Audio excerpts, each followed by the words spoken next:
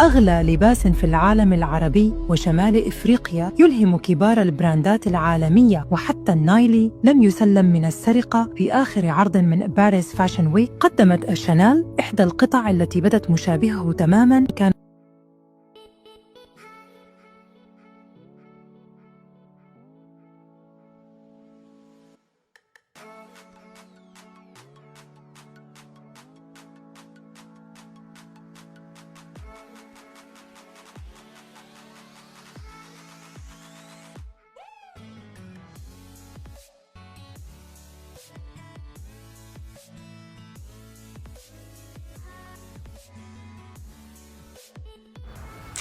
حبيتوا شعري هو قصير؟ نيو لوك.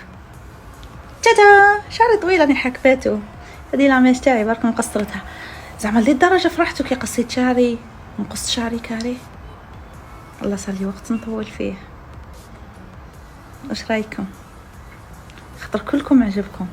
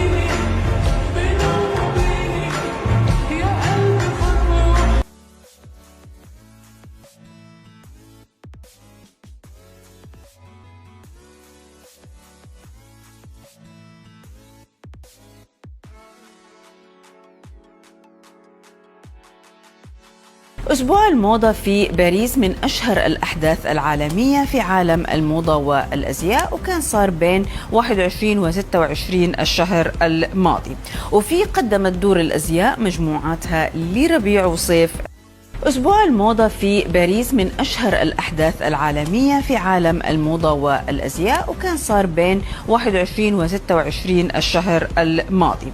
وفي قدمت دور الأزياء مجموعاتها لربيع وصيف. عاملة معايا حرب صغيرة وقالت لي هشهاش. قلت لها مين هشهاش؟ حطت لي سحلية. وش خاصها السحلية؟ السحلية حيوان أليف بزاف، وبعدين يتلون على حساب قلوبكم عادي يعني.